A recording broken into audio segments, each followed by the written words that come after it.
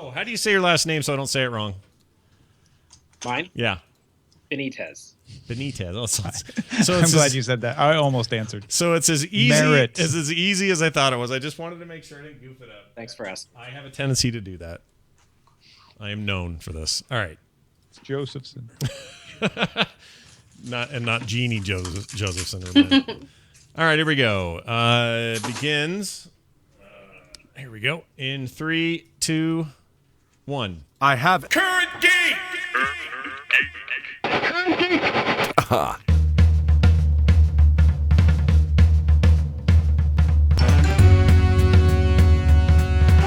Hello, everybody. Welcome back to Current Geek. This is Current Geek, the weekly proceedings of the meetings of the Frog Pants All-Stars, geeks of the world, and you to keep you current on all things that matter most. I'm Scott Johnson, and that guy with the mallet is Tom Merritt. Hey, Tom. It's a gavel. It's a gavel. Very mallet. similar to the kind used by Justice Antonin Scalia and or Ruth Bader Ginsburg, depending on where you stand on things. Sure. Almost forgot it. Yeah.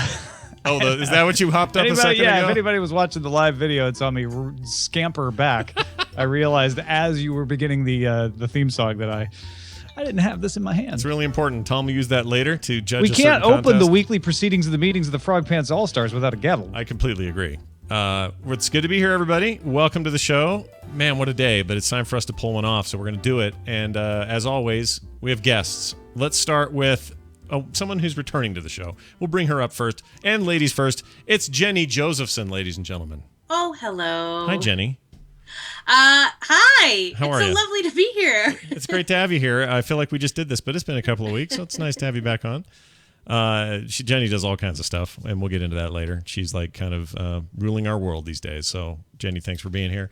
Also with us, the CEO of BraintreePayments.com, Mr. Juan Benitez, joins us on the line. Hey, how are you doing? Very well, thanks. Great to be here on a Friday. Yeah, it's good to have you here. I know you've had some crazy busy meetings this afternoon. We appreciate you taking your time and hanging out with us. Very happy to be here. It's a chance to nerd out with Tom and I, and that always begins with the top stuff. Herbert Hoover, Secretary of Commerce in 1922, finds infant radio facilitates news gathering, as do many others in high public office. Thomas. Well, Star Fury Zeta kicks us off. If you're wondering how does he do that, he goes to currentgeek.reddit.com, as do many other things and folks, and lets us know what stories they want to hear. Star Fury Zeta is all over this episode, actually. He submitted a ton of links, but you can too. So go to currentgeek.reddit.com. Star Fury Zeta sends the news that Warner Brothers Games pulled the Windows version of Batman Arkham Knight due to numerous reports of performance issues. If you've already purchased the game, you can still play it, but users can go to Steam or retail locations to purchase a game refund if you're having problems. Right now, the game is showing a mostly negative review status on Steam, 8,700 reviews logged. Apparently, it's fine on Xbox, though. Yeah, and if you're me, you got lucky and it works great on PC. I was very excited about that game. I got it. I didn't see any of the negative press yet or anybody complaining about performance, and I loaded it up and had zero problems running everything on max. I just got a new video card, which may contribute to not having an issue, but it appears that there are some, even with my card, having that problem. And it's, we're in that phase of video game time or even product time where so much of what we release to the public now, whether it's video games or other stuff, it feels like there's more day one patches. There are more bugs to worry about because everything's connected. Everything's, much bigger, more complicated than it used to be. Gone are the days, Tom, where you could just go, I don't know, buy Super Mario Kart for the Super NES on a cartridge and stick it in and expect it to play perfectly from top to bottom. We're in a different time, and I feel like as much as we want to complain that developers are too lazy to get it right the first time, I think some of it just comes down to how complicated this stuff is, and I guess they're doing the right thing by offering. I want to clarify something real quick. Amazing Toaster in the chat room's like, you have to purchase your game refund. I'm not sure how I phrased this, but you have to go to Steam or the retail location where you purchased the game to get your refund. You do not have to buy the refund. So when that wouldn't make any damn sense. Right, and when a big publisher like this says, hey, we're going to pull it so you can't purchase it now until we work this out, that seems like good customer service. Juan, does that seem like did WB do the right thing by saying, we're going to hold this for a while until we work it out? Well, I think in general, it's good to, people have higher expectations these days of how products work. So generally good to, if it's not going to meet expectations of what a customer wants to see. Better to hold it and make sure people are happy once they get it. And like you said before, like these things are hard. They're so highly optimized now because you're trying to squeeze. These games are so visually rich now that you have to squeeze so much out of the hardware. You're really trying to optimize. It's hard to get it all right. Yeah, it's frustrating. And the thing I've run into with other games like this, and again, my experience, totally smooth, no problems. I don't know why I got touched by an angel this week, but Zippo, just not an issue.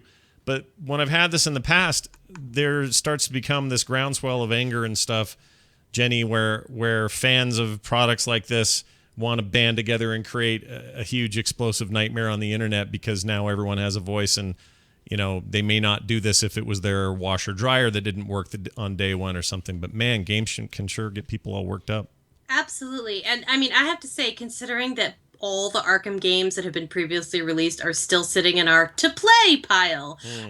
This is not something that has yet affected us, but I do think that video games are a different thing. Like, you are about to commit so much time and you get so into the world that moment where like you tried to move while you're auto-saving and then you destroy your entire game. And it just, like, anything that causes a break in the momentum of the storytelling is just, I won't lie, it's rage-inducing. So I understand why, even if it is a small percentage of the games actually sold, we don't know what the percentage is, but why it's so very frustrating. Well, the good news is that this mostly seems to be affecting people with either lower-end cards, possibly AMD cards are a bit of an issue here. And they are reportedly committed to fixing this, so I think they'll get around to what is maybe the best game of the year. I'm just about ready to call it that. It's really fantastic.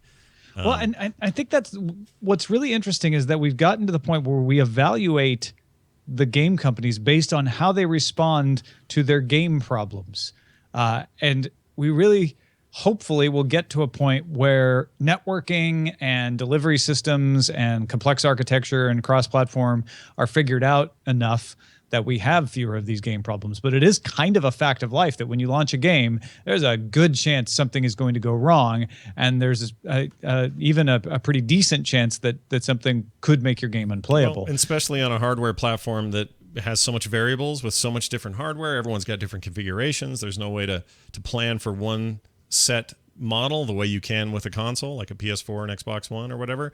So it's inherently more complicated. And when they haven't clearly done enough testing out of the gate, they're left with a little bit of blood on their hands. So hopefully they'll fix this problem and get it out there, because I think it's one of the best games of the year, without question. Jeff Rose let us know that Miles Morales is becoming the face of Spider-Man post-Secret Wars. The new series will be led by writer Brian Michael Bendis and artist Sarah Pichelli, who created the character in 2011. Peter Parker will still be around and serve as a mentor for Morales. This is all ahead of the Marvel Cinematic Universe getting a little Spider-Man there in their next movie. That will be Peter Parker, however. Jenny, you think it's too broad an expectation to expect Marvel and Sony to do the Morales Spider-Man and not Peter Parker again?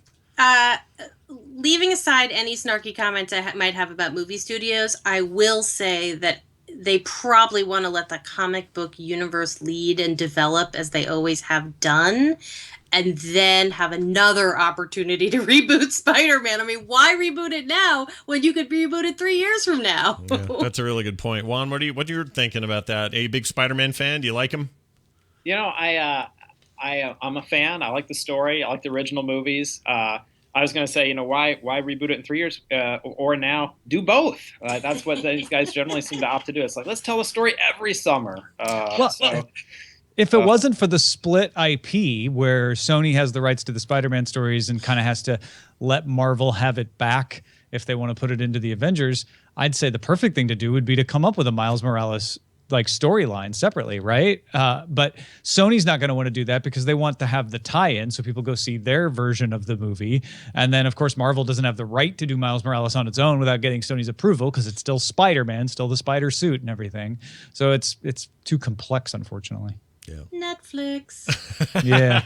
Is that the answer? So that may be the answer to a lot of my Marvel questions. The more I enjoyed Daredevil, the more I realized that you could pretty much float all of their extemporaneous non-core Avengers type characters onto a service like that or onto even a television station that isn't the internet only and give me, good quality long form storytelling. Except I think Sony still owns Spider-Man. Yeah, either way, right? Like they'll do what they're going to do. But maybe or has the rights. They don't. Why couldn't they approach Netflix or somebody and saying, "Hey, we saw what you did here, and we still want Marvel to help us with this, and we're willing to make a deal." That could happen.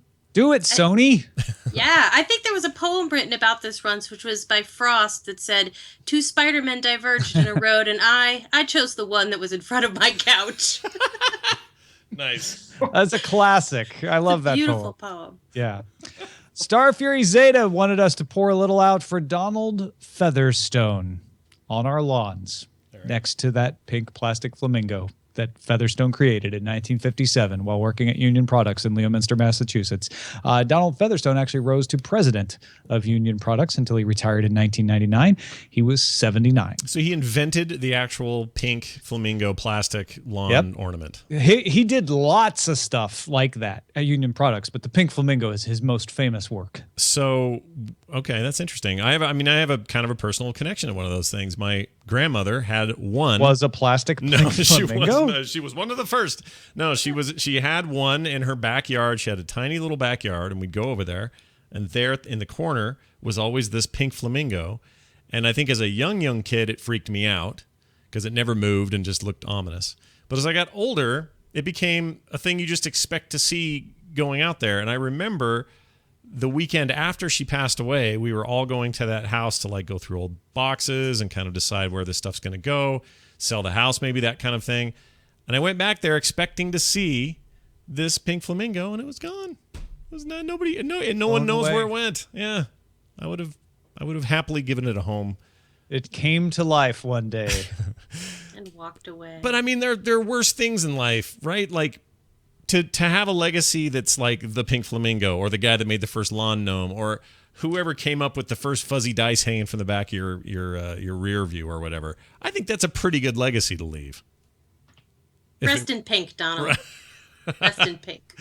Yeah. And talk about creative spirit too. Like, where did you get the idea that was super important to do? Yeah, exactly. At some point, it came into your head that a plastic flamingo would be a good piece of decor in your backyard. And I don't know that you could ever argue to me that it ever truly was that. Like, it never really looked good, but it became so like standard and became this thing. There's a movie called Pink Flamingos. There's, the entire, I guess, Miami thing is embodied in the idea of having fake flamingos in climates where flamingos would die.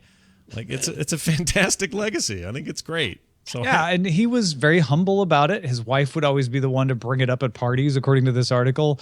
I think the other side of it too is he probably didn't think when he made the pink flamingo that it was his like crowning achievement. He, as far as what this article makes it sound like, he was just cranking out plastic products right and left. He's probably making snowmen and reindeer and jack-o'-lanterns and deer and pink flamingo. Why not? Like, what was it that made that one stick out so much? Do you think he did the Tim Berners-Lee thing with the internet, or did he get like money every time a pink flamingo was sold?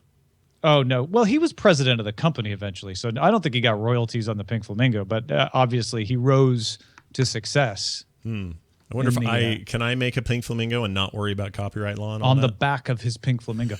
Well, Union Products went out of business, but they were purchased by someone and they still make the flamingos. So I don't know, man. I love it. 2015, baby. Pink flamingos. I'm not a flamingo lawyer. You play one on TV. I don't play one on TV. All right. But you know who is a lawyer? Justice Elena Kagan of the Supreme Court. And Kuzdra pointed out that in her opinion for the court in Kimball versus Marvel Entertainment, which was a patent license fee case, she made a few quotes. This was Marvel versus Kimball. It was Kimball versus Marvel, but still. Right. Here are some of those quotes, Scott. The parties set no end date for royalties, apparently contemplating that they would continue for as long as kids want to imitate Spider-Man by doing whatever a spider can. This is actually quoted out of her thing. That is from her opinion. Oh, my gosh. Here's another one. Patents endow their holders with certain superpowers, but only for a limited time. Okay. To the contrary, the decision's close relation to a whole web of precedents mean that reversing it could threaten others. Can't you get fired for this? Like, this seems crazy to me. For life, baby. She even cited Stan Lee and Steve Ditko in proper legal citation style, writing, "What we can decide, we can undecide. But stare decisis teaches that we should exercise that authority sparingly. CF Stan Lee, Stan Ditko. Amazing Fantasy number 15, Spider-Man, page 13th, 1962. In this world with great power, there must also come great responsibility." That is hilarious to me. It's easy to, one, as a guy who just got out of some meetings, and we all know how meetings can be. They can be long and tiring and important, but all that. It just seems like this is a great chunk of levity that you would not normally see in a court proceeding of this nature. Yeah, I'm all kinds of thoughts pop into my head because I had not heard about this until just these fantastic quotes. I'm thinking about my Friday night and the possibility of a drink, and I'm wondering if these things are overlapping somehow, because that sounds like a quota that I would make after one scotch too many. Perhaps. I would too. It's just crazy to me. Jenny, what do you think about? I know you love this. Why am I even asking you? I love this. Yeah. I'm a huge Supreme Court geek. I took like as many media law classes as I could in college. I almost tried to go to law school and then realized that would just be crazy.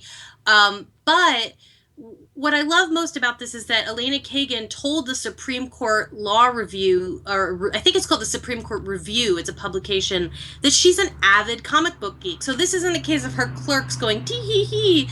She is like into this. And it's Justice so Kagan's great. in her cups. We could slip in some quotes. No, she knew. No, she did this. Yeah. It's just like, these Supreme Court justices live a very, I don't want to say cosseted, but they are away from the public eye, and you tend to forget that they're human, except when they come out and, change the course of human history once every couple of months. And I just think that this is a lovely reminder that these are real people who had real experiences and real things that they love, and even if we don't hear from them that often, they still have really awesome things to say. Well, and not only that, the thing I take away from it, and I was just talking about this the other day, so it seems appropriate, but what's happening is we have somebody in the Supreme Court, a justice, who is making an opinion on a thing that this person clearly not only appreciates, probably grew up with.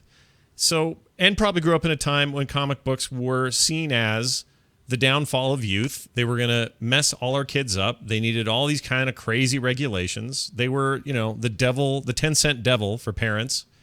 And it isn't unlike what the sort of phase that video games went through in the late 80s through the late 2000s.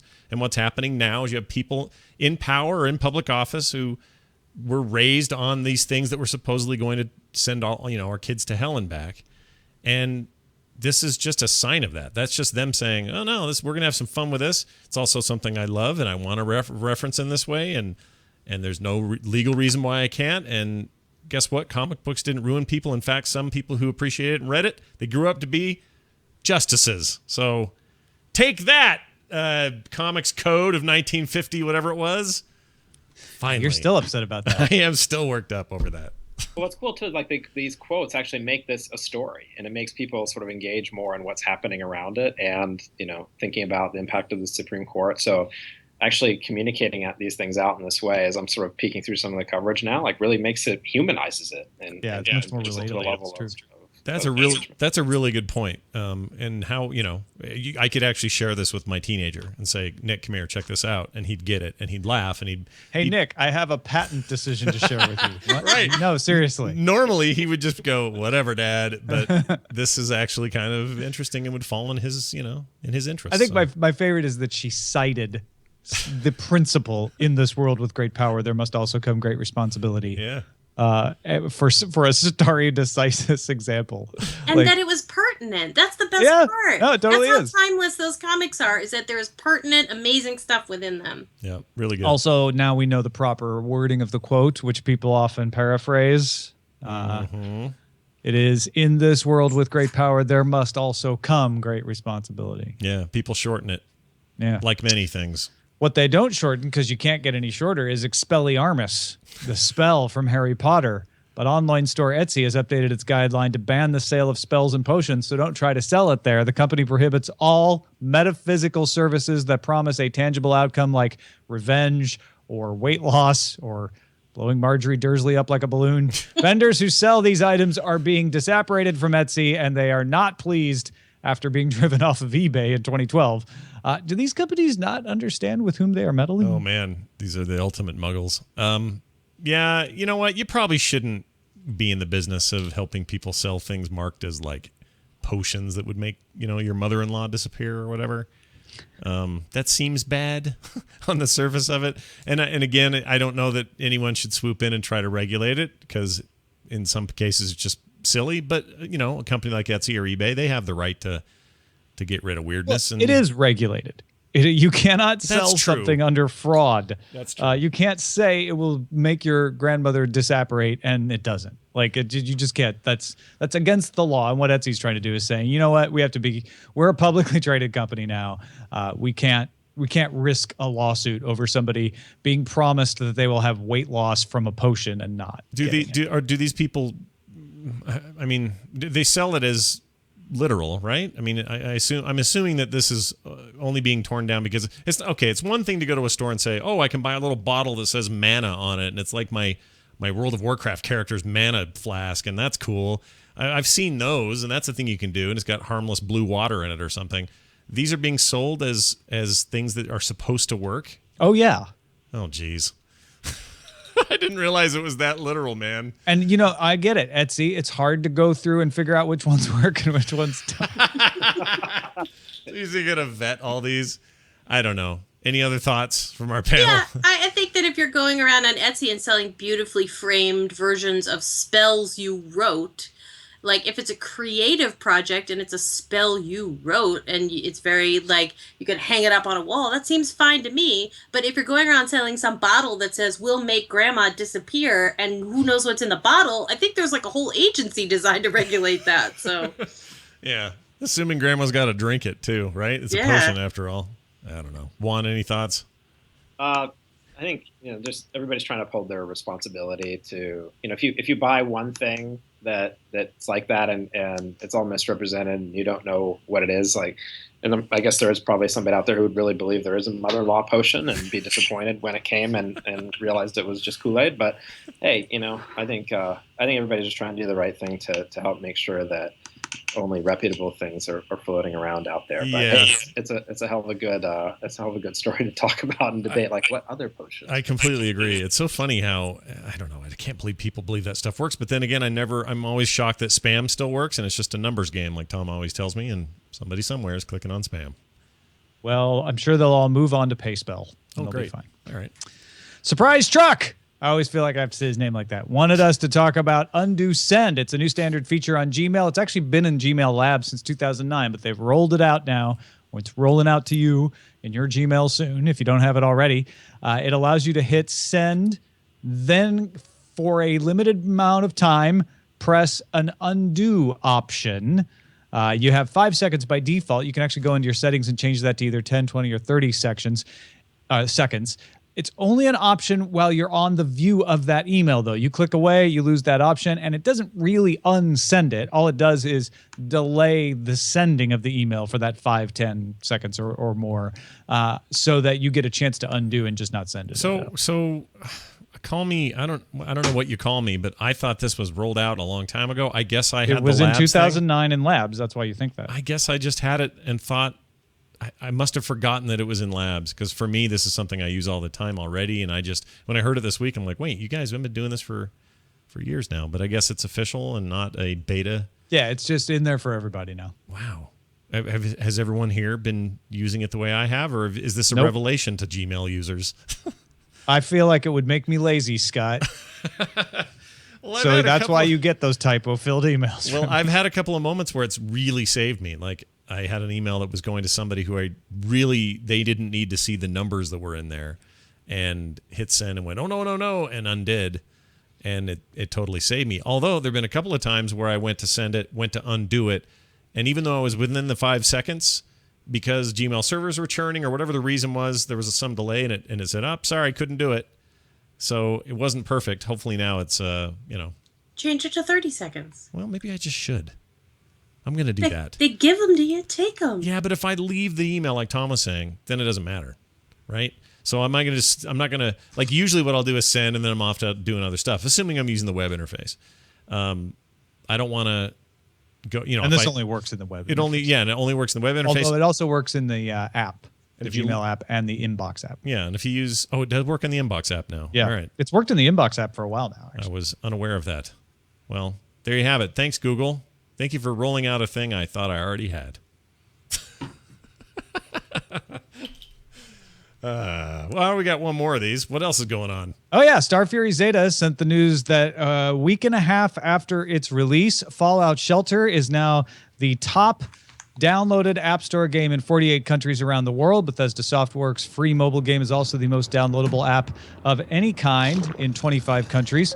Fallout Shelter is currently in development for Android devices, so you can expect that number to rise, and that's why I've been looking down through the whole show. Yeah, I can hear it. Listen to that, you guys. That is the sound of addiction for Tom. That's kind of all you've done since it came No, out. I was really just doing that so I could play those sounds while I read it. It's the only reason I kept playing that. It's the only reason it's been open the entire time today and will be for the rest of the night. Really, I'm going to close it down because it's awful. It's pretty interesting to see. Everybody makes an app, a companion app.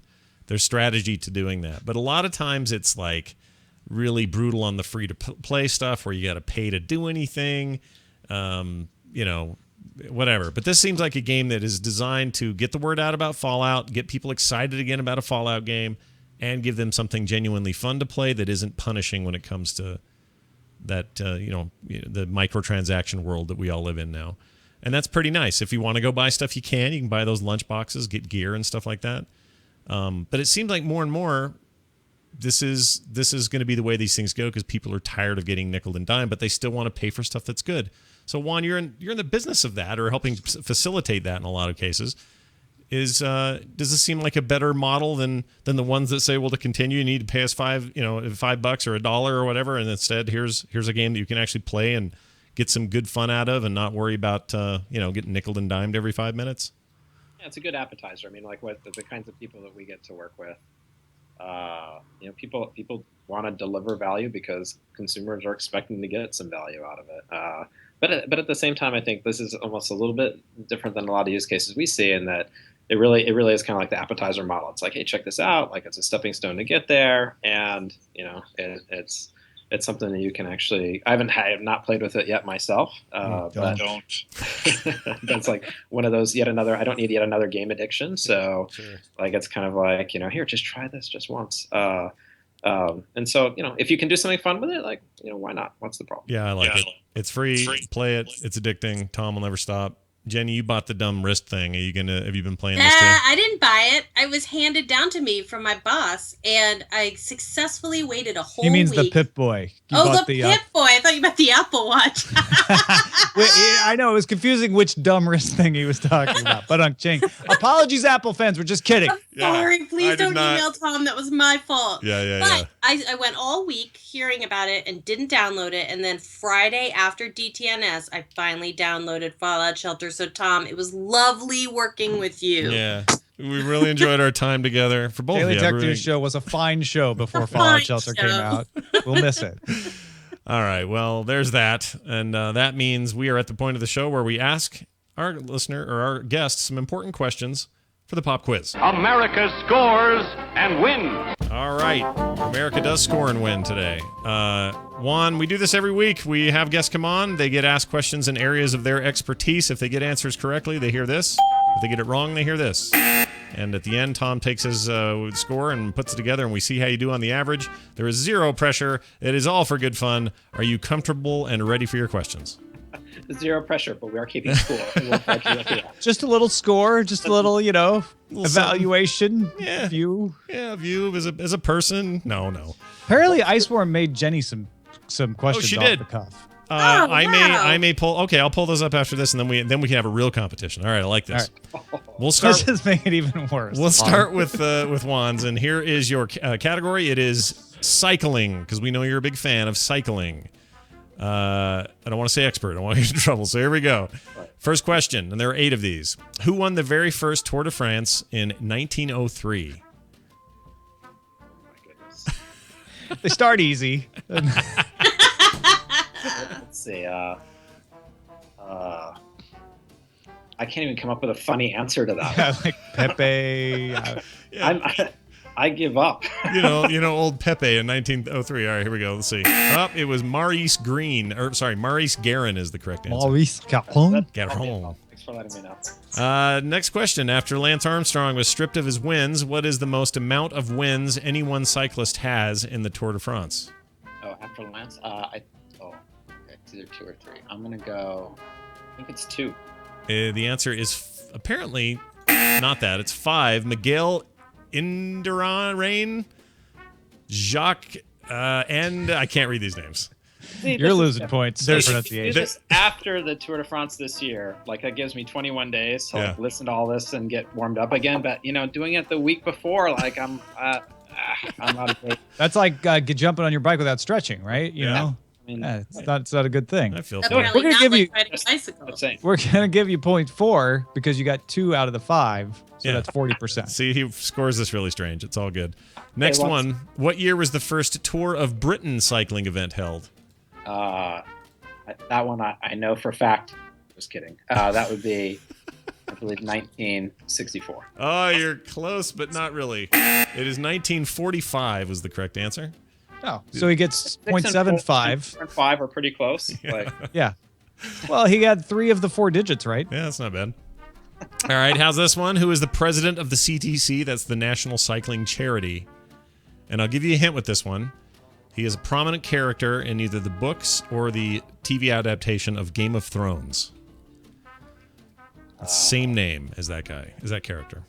The character or the actor? The character. Oh, okay. the clue is more confusing than helping. I'll tell you. I'll give you a further clue, which is Tyrion Lannister? if this person could be accused at the CTC national or the CTC annual meeting of not knowing anything. Oh. If that helps somebody else, chime in. I'm all looking for I think that. it helped Jenny. Speaking on behalf of Juan as his pop quiz attorney, I would say the first name is probably John, or the last name is probably Snow. You are correct. Jon Snow is Dang, the answer. good job, Juan. Yeah, well good done. job. It's a what do we call that? They handed it off. They did well. What country has the most amount of bikes per capita? Amount of bikes, I'll just tell you, it is not the United States, if that helps. for sure. Texas. You're kind of close. I'm thinking. Okay, we're gonna go with. I'm gonna throw out China. Just do it. All right, let's see what happens. Checking. Nope. Netherlands, apparently. What? Yeah, no. Oh, percentages. How is that close to Yeah, Texas? but, No, what I meant was, see, Tom, I said that wrong. I said it's not in the United States. You said Texas, and I said you're close, meaning it's not. Sometimes not feeling like it's in the United States. Yeah, okay. Gotcha. Sorry, Texas. You can send me your emails. It's fine. Next one, third to last. Here we go. The Tour de France is sometimes starts outside of France. Where did the 2014 event start? Was that one in Spain? You are incorrect. It was Leeds, England. Well, Leeds in the that's United right. Kingdom. Yeah. That's right. They just set the new 24, the new fastest time too by the rider who was there too. But even his name escapes me at this point. So It's all right. I'm struggling. It's how it works. Next one. What is the oldest bicycle company still in existence? I wish it was Huffy, but that is not the answer. Let's see. How about Huffy. It's not Schwinn either. Oh, I was going to say. That was my fault. Yeah, that's what I was thinking. Could it be? Lotus. Could it be? It couldn't be Specialized. Well, let's find out. Is it Specialized? Nope. It is Bianchi? Oh yeah, yeah. Is that a real I'm name? going All to give right. you a half point because nobody would know Bianchi. Bianchi. Yeah, or Bianchi. All right. Yeah, nobody would know that. I get a point for knowing how to pronounce that, right? That's that. right. Yeah, absolutely. Completely agree. Perhaps two, in fact. Final question. Whose death forced the UCI, or Union Cyclist Internationale, to require all racers to wear helmets during endorsed races? And I'll tell you, the person died in 2003, so it's kind of recent. Yeah, let's see. Well, I could look it up, but I'm not going to. I think I don't remember. I will say this, like, while I have the moment to say this, like, I have seen so many people that still ride without helmets. Yeah. Like, just don't do it. I even had a friend wipe out once, and he didn't remember it because he woke up in a helicopter ride to the hospital. So, man. wear helmets. Wear helmets. Wear a helmet. I think that's a good thing. Even though you got it wrong, it's still good that you said that. Andre. No, I give him a point for that. Yeah, it's my good. wife always gets angry when she's driving and she sees someone riding a bicycle without a helmet. Yeah. I have been known to roll down my window and say, "Get a helmet," and then drive off like a jerk. I could totally see you doing that. Oh, Good for you guys. I do the same. It's important. Andre Kivilev, who died in 2003. Kivilev? Yeah. Yeah, that was much better than me. So there's your answers. Now, we have this other set. I just got to pull these up real quick. This is Boy. fantastic how quickly you put these together. he said there are typos. well, that's He's fine. guaranteed to include typos because he had to work fast. You're guaranteed I'll probably read them. Where are they, Mike? I don't see them. Said they're in the Dropbox. Oh, you know, that would help if I had Dropbox running, because now that'll pull that down very quickly here. I should have done that before. I thought that's where you were looking. Sorry. I should have checked before. All right, here we go. They're What coming would Spider-Man down. do? It's coming. Yeah, what would Spider-Man do? Jenny, hold tight. We don't know what your category is, do we? I know, it's so nerve-wracking. I know. All of human knowledge. All right. you're- I'd actually do better at that probably than some specific category. Well, what was our last one that we did with Lord you? of the Rings. we did right? Dark Tower. We've done Oh, Dark- Tolkien. Didn't we? Tolkien twice and Dark Tower once. Oh, that's right. Didn't we do? Okay, here it is. Didn't we do? Yeah, that's right. We did that twice. I always get confused about what we did with you. All right, here we go. Found it. Happy are we? Here it is. Oh, Chris Pratt trivia. Yes! We know you like Chris Pratt. All right. Number first. When is Chris Pratt's birthday? July. Oh, you're so close, literally, but it's June 21st. Yeah, I don't know Wow. it at all. I Just just happened. decided. Just You happened. didn't get him anything? He felt like a July. All right. Who does There's a Chris Pratt play on Parks and Recreation? Man, you're not much of a Chris Pratt fan all of a sudden. This could be a Andy? competition after all. You are correct. It is Andy, but do you know the last name? I do. I'm going to give you No. I think we give her this, which is both, because it is Andy, but the last name's Dwyer. Yes. Oh, brr, brr, brr, brr. Tom can Okay. decide how to It was score that. 0.75. All right. 0.75. Andy's the more important part of that name. Very good. What is the character Chris Pratt played? Chris Pratt played is hard to say fast. In the Lego Movie. Oh no. He was adorable. Yeah. The lead in the Lego movie's name was adorable worker guy. Incorrect. It is Emmett Brickowski. Emmett Brickowski. It was so close. Emmett. I think you're getting Damn Boyd it. 6 for that, though, because you pretty much described the spirit of the character. Yeah, that wasn't bad. What is Chris Pratt's middle name? Adorable. Michael is. I think it's pronounced Michael. Oh, okay. What was the first short film Chris Pratt was credited in?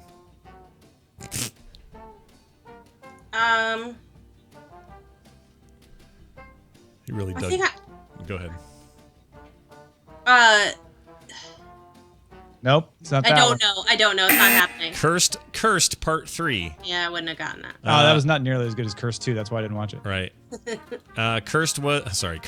Where was Chris Pratt born? Cursed Pratt. Atlanta? Virginia, Minnesota. Which sounds like two states I together. could have guessed twice. You could, yeah. That's amazing. That's weird. Okay, second to last question. What did Chris Pratt and Anna Faris collect before they met? Bugs. Oh, look at you. They collected dead bugs. They combined their collections when they got married. The only reason I know that is because I work for the morning stream. Oh, no way, because you found that in there? Found that there at some point. Going Frog- through the feed. Frogpants.com/TMS, everybody. 4 days a week. Check it out. Lots of bug news. Finally, last question. What is the name of Chris Pratt's son, his real life son? Oh, I don't know, but boy, were they adorable on their front porch learning the Pledge of Allegiance on Memorial Day. It was super cute, and the kid is blonde, but I do not know his name because I respect the privacy of celebrity people's children I along see. with all children. I see what you've done with that question. I see. The answer is Jack. Jack is the answer. Well done. Actually, this is a lot closer than I thought it was going to be, Tom. How'd they do? All right, yeah. So between impassioned speeches about bike helmet safety and the privacy rights of celebrity children, we have a close race here. Jenny Josephson with 3.351 and Juan with 4.15. Wow, look at this. Wow. Juan, you've done it. You came in here your first time and you nailed it. Nice job. You have to believe after my performance there that this was rigged. Believe whatever you need to. Yeah, whatever helps you sleep at night. I'll take All I have to say to that is Hemsworth. That's right. Hemsworth is great. All right. We have enough time, I think, for forecast. We'll rip through this one. The future promises even more startling things to come. So I had this thought. This, by the way, is a segment called Forecast. It used to be a show. Now it's a segment. It's about the future. We try to predict it a little bit on the show. Sometimes we're a little goofy about it. Sometimes we're serious. This one I actually think is kind of serious. I think digital consumerism will fix the problems caused by a lot of what we have with actual consumerism, meaning paper products, things that get thrown away, landfill items, even plastics and recyclables, that at some point we will be getting so much of what we like digitally, and that includes much smaller devices that project big images instead of having a big expensive television that'll get tossed in 10 years. Things like that we will have so much digital stuff generally that in the end we'll end up getting to where we want to be in terms of renewables and trash consumption and all of that just naturally because so much of what we do will become digital. And you can't get away from it completely, but that's a lot of paper that we still use. I just signed some life insurance papers the other day. My gosh, those people are stuck in the paper age, man. Like, there is no doubt that there are still places we can improve what we do with security and digital stuff. So, thoughts? Anybody think I'm up in the night? Do you think this is a good prediction? I'll start. I think half and half is what I would say, because I think you're right. There are definitely places that innovation is still going to drive evolution. And, another one is photography. Just look at that example. We used to have mountains and mountains of these physical photos and the mountains, even larger amounts of chemicals to process all those things. Like, most of that has gone away. So that's one good example of how we've gone. And you're right about legal documents. Mortgage is another good one, to go through. At the same time, I find like myself thinking about like my own sort of consumables and waste, and so much of it is actually around more day-to-day things, and what we as humans ourselves are sort of eating, and all those. Gosh, every day you just walk down the sidewalk and you see like so much trash created from those things. So I think there are definitely places where we've seen it happen, and we'll see more of it. But in some ways, digitization also, as much as I'm a fan of that and a part of that, and we support it. You also, when you order like these on-demand delivery things, like you do Google Express, for example, and there's like all these things sort of showing up. Like, I don't know if that's actually more green sometimes than what I would normally do to go out of the store and pick it all up from one spot. So I think there's trade-offs, because sometimes the simplicity of the things that we might do actually allows us to do things that we might otherwise unnaturally do. And like some of those home delivery things are actually an example of that for me. So yeah, even the idea of like lots of, like music is all digital now, is thinking we may be saving on CDs and cases and paper products and things like that, but there's still servers that are now there churning away, burning different kind of fuel, causing us to have to lose other kinds of resources more quickly maybe. So it seems like that's kind of along the lines of what you said. Jenny, what are your thoughts? My thought was along the lines of the trade-offs. For example, Tom for Christmas gave me a subscription to Blue Apron, right? And so that's the thing that delivers the food you're going to make in prepared. It's all exact to the amount you have to cook it, instructions, and I love it. I adopted full on, and they take great care to make sure that the packaging they send you, like a big cardboard box, and inside all the stuff is wrapped in plastic, and it's got the freezer packs and the whole thing. So you're generating an awfully lot of consumer waste, even though 90% of it is recyclable, in order to prevent food waste, right? Because if you buy like a huge amount of stuff, you may not, like, a lot of food tends to go to waste when you buy it in bulk. And so there's that trade-off. And then talk about the energy expended to get the food to me in the mail when I could have just gone to the grocery store and picked it up. So I often think about that and think, like, how am I netting out in terms of like guilt for packaging waste, which is a thing I think about actually a lot. Mm-hmm. So I haven't quite solved that, but Blue Apron has made me eat healthier, and I feel like it will give me the brain power to solve that problem at some point. Tom, any parting thoughts on this? I think it's a big picture item, right? You can definitely see, and Juan and Jenny have both given great examples of where technology has caused us to actually use more resources. There are certainly more cardboard boxes kicking around these days in my neck of the woods than there used to be, because so many things are being delivered. You buy them off Amazon, Uber delivers food, all of this kind of stuff. But I think in the larger picture, I definitely have fewer things in my house than I used to, because when I buy a book, it doesn't sit on a shelf. When I buy music, it doesn't sit on a shelf. There are lots of things I do that are cutting out the amount of things around, and I don't have any evidence of this. I'm sure you could look it up and try to find out what's going on, but I imagine that net wise, we're either even or maybe a little ahead on just things in general. That the amount of things that we've raised with Blue Aprons and box shipping is outweighed or balanced out by the things we've saved. And I do think that over time, Scott, your forecast is probably going to become more true. That's my gut feeling. I don't have any evidence for that, but I feel like we will solve some of these problems. We will make packaging smaller. We will make it easier for Blue Apron to send you things without using as much packaging. There will be certain kinds of things that won't need packaging anymore. And the drone will deliver it and just drop it right into your hands, and it won't even have styrofoam around it. So, I that's a silly example, but I think we are concerned with that. All of the companies are concerned with that. And so I think we'll continue to reduce the amount of resources, if for no other reason than it's less costly to deliver your product that way. I completely agree. All right, we're going to use the last part of the show, which we normally do for emails, to talk a little bit about what Juan actually does. And I find it kind of fascinating, because we're now living in this time where people want to pay for stuff with their phones and their watches and their tiny devices that send little chip readers to things. And we all want to get apps that make it really easy for us to do things. And if I want to order a pizza, I don't want to kill myself trying to figure out how to pay for it or have enough cash in my pocket. And I think there's probably a whole generation of, college kids that are coming up that are trying to figure out, what is their, day-to-day kind of financial life look like. And it's starting to look very digital and a lot less papery, and speaking of which, and you guys do a lot of that stuff. Tell me what Braintree's core model is, and what are you guys up to these days?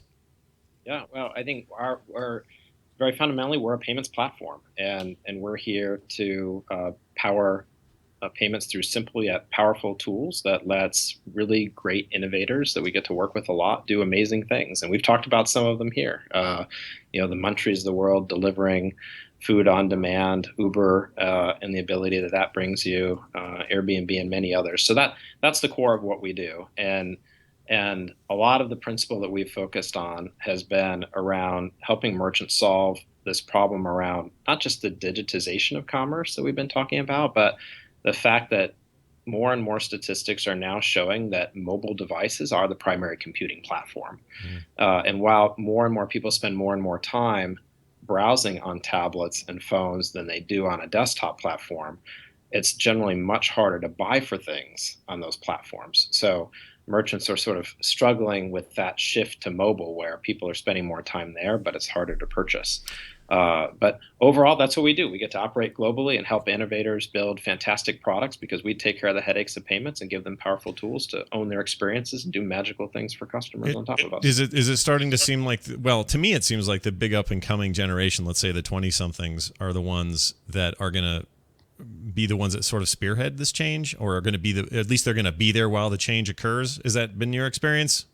Well, they'll certainly be there. I think that, I think you see both angles. I think you see the ubiquity of the products that we just talked about. And by the way, this sort of overall model of sharing and reuse we were talking about before. Like you think of what Uber and Airbnb can do, for example, of making utility out of things that would otherwise be unused, right? So now you have a car, it wasn't going to be used. Now, guess what? It's a taxi for someone else. And you had a room that wasn't going to be used. Guess what? It's a hotel for somebody else. So that's an interesting trend, kind of relating to the topic we saw before.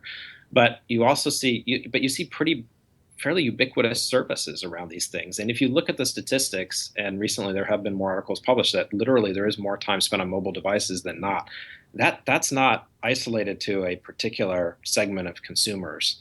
That's not a particular trend in 20 somethings or millennials. That you have to have ubiquity at that point to see such drastic change in those statistics. And so, the data here, I think, is not lying to us, that there's definitely going to be early adoption and people sort of choosing one service or one product or another and pushing things. But when you get to the point that these services are reaching at such scale and you see these statistics, it's pretty undeniable. One example of that is something like Venmo, a social payments app that came into Braintree and then now is part of PayPal with us. And people oftentimes think of that as something that's attributed more to a certain, consumer audience of younger people. But that's a platform that handled $1.3 billion in payments just in the first quarter of this year. Wow, that's a lot. So that's not a narrow, that's not a narrow segment anymore. Like you're seeing these things really take off and grow really rapidly. So yeah, I think there's certain demographics that will push things, but we're seeing ubiquity in a lot of things now too. So if you're a guy who's making an app, let's say, and part of you're two guys in a basement, right? Got one guy doing art, the other guy's programming it, and you're like, man, we're going to really disrupt the market. We got this great new idea. Why is it so hard still for people to the payment part it's just hard, and it's always kind of been hard. Even on the web, on desktop, it's always sort of been hard. We've gotten better at it. It's like, well, we can store your credit cards and this stuff's secure, and we got ways to autofill, and there's like conveniences that have come over time. But for somebody who's just trying to make a really great service, the last thing they want to do is worry about how to do all the payment stuff, and I guess that's where you guys come in. Yeah, that's really a lot of our focus, is that I think big push towards open source, big push macro shift towards software platforms that can help you with a variety of different capabilities. Payments is probably one that's just the perfect example of that, because the complexity it's traditionally had. Before a platform like ours existed, you would have to integrate with an extremely difficult or complex API. You would have to go get a merchant account, bank relationship established so you could process credit cards with that. And there are lots of moving pieces there, and sometimes a lot of people who want to, take their piece of the pie along the way too. So you get a lot of hidden fees, and if you're confused about how to do it, who do you call? How do you find out what a chargeback is? All these things that are out there, and the two guys or gals in a garage who are trying to figure out, hey, what's the next new thing I can go build? Like they don't know how to solve all those things. So for us, we put together, a powerful technology suite that's really simple and easy to use. And you can build something big and powerful on it. You can build something quick and simple on it just as well. You can get merchant account services from us directly. You come and sign up, and you spend a minute or two on our form, and then you're able to move forward and start processing transactions. In fact, in Europe, you can just give us an email address and get going and process live transactions right away. And so all those things like reduce the friction and let the innovation happen. And we're happy to get to work with some great innovators, and then also other great innovative platforms like Slack and GitHub, and then the other shift you're seeing now is that these app developers now have to think about all these different mobile wallet options that are out there. And so just in the last 9 months, sort of us at PayPal have this one-touch mobile wallet. Apple Pay goes live to tremendous fanfare for iOS users. Google just launches Android Pay at Google I/O about a month ago, also to a lot of notoriety. And so an app developer now has to not only figure out their experience and how you're going to process payments, but how you're also going to integrate all these new payment methods that are evolving on these different platforms. And so we try to give them an abstraction that will give them access with one integration to all these different tools as well. Well, BraintreePayments.com is the place to go. People can check it out and see more of what's happening over there. Play in the sandbox, mess around with it. It's really fascinating to me how this stuff's evolving and so quickly. So I appreciate you taking time to chat about it. Jenny, what are you doing? Is there you want to pimp anything here at the end of the show? I'm going to pimp it out hard.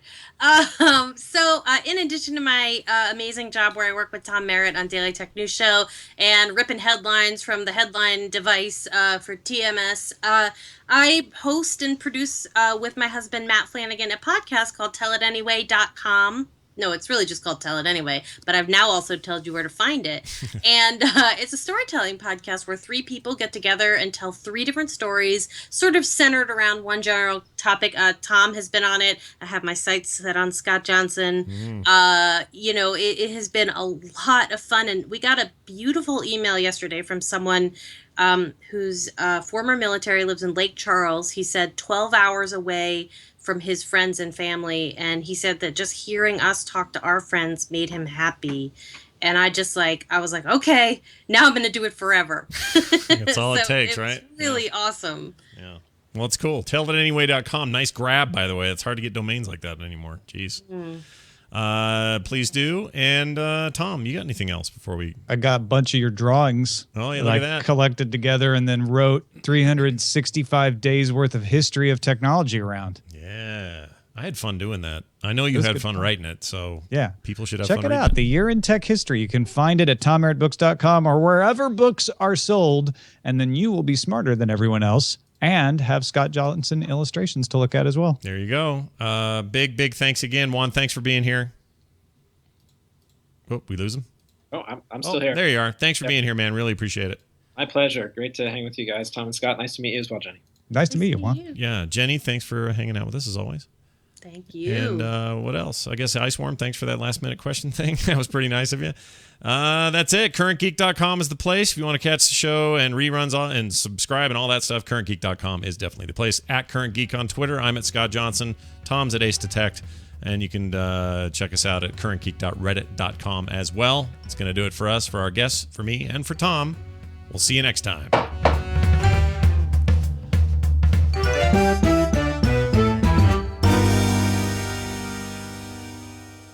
Nicely done, everybody.